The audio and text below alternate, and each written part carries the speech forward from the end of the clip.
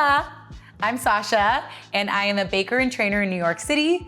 And today we are making a dairy-free Tres Leches on Alt Baking Bootcamp with Well+Good.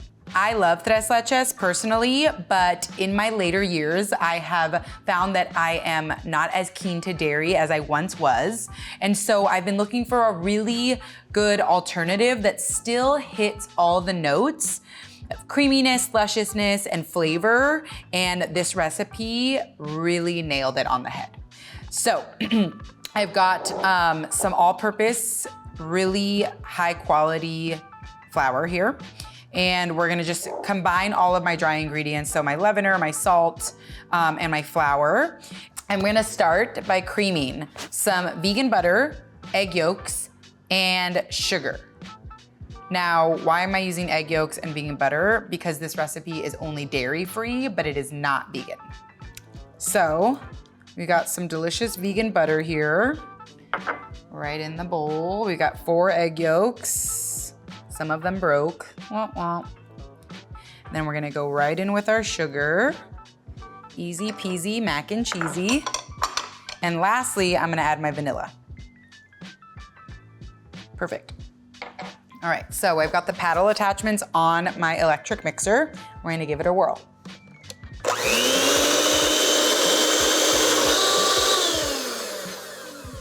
Okay, so we went at it on high speed for about a minute, and you wanna make sure that you've creamed until it's really light and fluffy, because this cake batter is gonna be just that. You want it to be really light, really absorbent so that it can soak up all of that milk and give you that beautiful tres leches texture that we're looking for. All right, so scraping down the sides. I'm gonna give it one more quick whirl, and then I'm gonna add my coconut milk. Okay, so the batter itself has 2 different milks, and I am doing half a can of coconut and half a cup of cashew. And I like these milks a lot because they have a really high fat content, and that is what you need to give you that really luscious end result that's going to emulate dairy, cow's milk dairy, you know? Okay, so we're gonna go with the coconut milk. And it's important that we whisk between each addition to the batter, because everything adds a different element, and you wanna make sure that it's fully incorporated before we add the next element. Okay. The reason why also that coconut milk looked a little bit more solid than my cashew milk is because it has such a high fat content that when you put it in the fridge, it tends to solidify, and that's why it looked like that. Now we're gonna add just half of my dry mixture. I've sifted all of this. I've really combined it well so that no ingredient is left at the bottom of the bowl. Slowly first to start.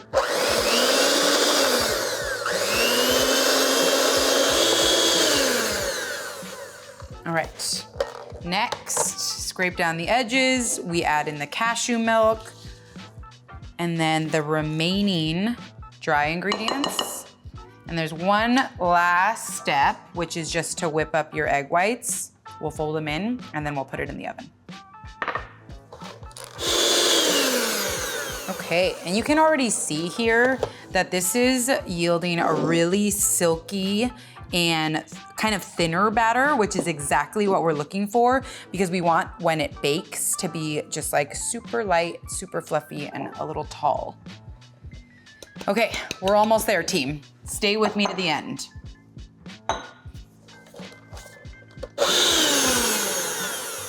Beautiful.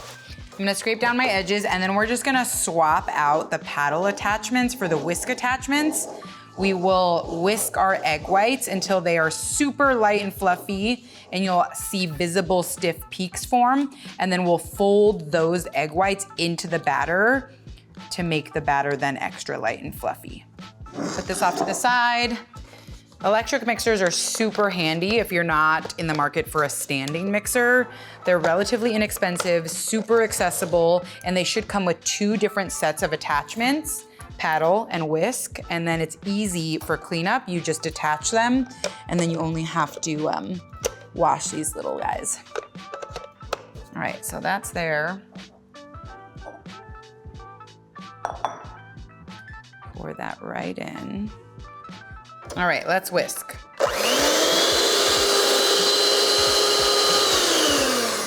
Oh, perfect. All right, so these little peaks that are forming when I'm pulling my whisk out, that's exactly what we want.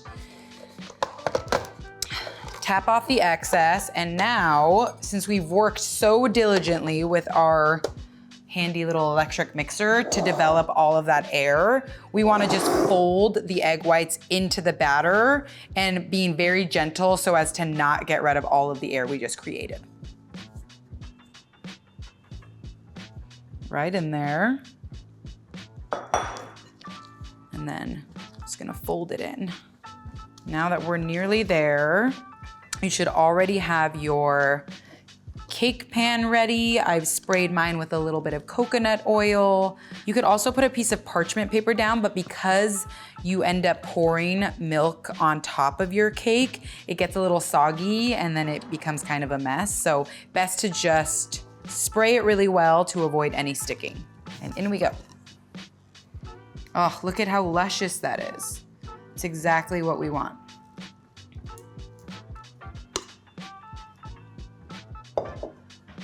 Just gonna spread it all the way to the sides. And then I've got my oven preheating at 350. We're gonna put her in there for about 35 minutes, and you're gonna wanna check halfway through because it's so light in color that it's gonna start to brown really easily. And if it gets too brown, you might wanna cover it with some foil, but best to check on it about 20 minutes in. All right. Let's get her in there. Oh, it's very hot. Be very careful. Oh, look at that. It's perfect. So we've got a little bit of color. It's definitely developed some volume. And while it's still hot, we're just gonna take a fork and we're gonna poke some holes all over it in order to create little pockets for all the milk that we're gonna pour on top. Just poking away. And I'm pretty much going about every inch. You wanna make sure you hear that hit the bottom. And this is also a great test to know whether your cake is fully baked because your fork should come out relatively clean. So now that we've got holes all over it, I've got my Tres Leches mixture all combined here in this beautiful little pitcher. So once you've got all your holes here, I've combined my Tres Leches, which for me was coconut milk, cashew milk, and oat milk. I like these three milks because they have a really high fat content and they lend so much flavor to the cake. So it's gonna be super reminiscent to your typical Tres Leches, but it's dairy free. Okay, so really steady, slow stream. Wait till it starts to absorb and then you can go back over that same spot. I'm just like not really gonna pour here. You can see that the pockets are already just slurping the milk right up, and you'll do it this slow and cautiously until you've used all your milk. And then we'll let it completely cool outside. And once your cake dish is like cool enough to handle with your hands, we'll put it in the fridge and we'll let it completely cool for 3 hours. I'm gonna let that happen, and in the meanwhile, we're going to make our whipped topping. Alrighty friends, so we're coming up on about 3 hours and our cake is in the fridge, chillin', and now we're gonna make our whipped topping. So I have here the solidified portion of a can of coconut milk. And I know that sounds super high tech, but it's not. I took a can of coconut milk, I put it in the fridge overnight, and natural separation will happen. This is all the fat congealed into one big solid chunk. And I've just scooped that off the top of my can, put it into a bowl, got some powdered sugar. We'll combine them and we'll whip them up. Whip it up.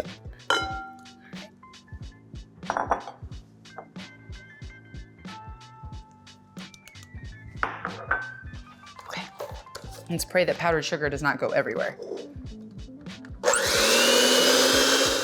You wanna make this whipped topping as close to the frosting time as possible so that this doesn't have to sit for too long. So now that my cake is fully cooled, I'm gonna go grab it and then we can get to frosting. You can see here that there are small little pools of the milk on top, and that's totally okay. If you've ever had Tres Leches, you know that it is like oozing milk, and that is why it's called 3-milk cake.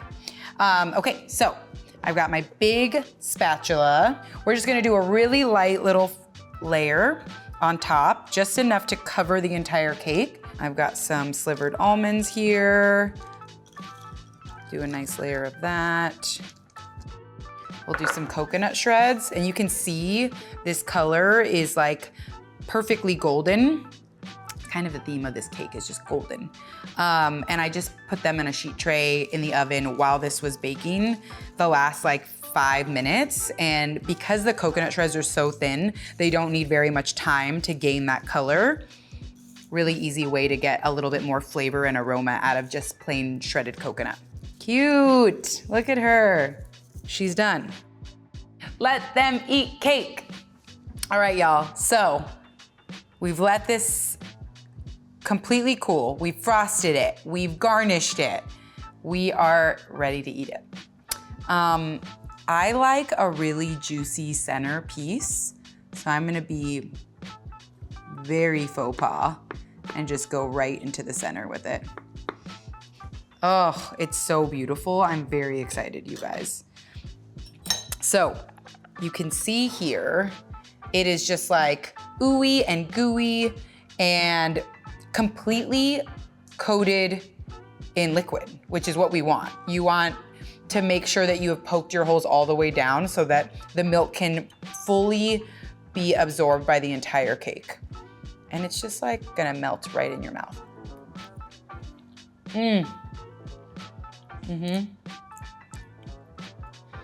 It's so coconutty, so creamy, so light at the same time.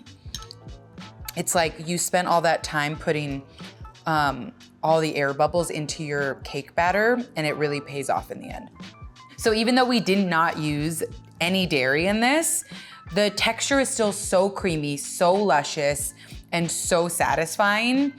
And you can really derive that flavor from alternative milks. But again, I was really specific in using higher fat content milks, and that's exactly how you replicate this delicious texture and flavor. I know that you're gonna love this, and if you do, be sure to let us know in the comments below. If you want the full recipe, it's also in the description. For more delicious recipes just like this, subscribe to Well+Good, and we'll catch you on our next episode of Alt Baking Bootcamp. See you next time.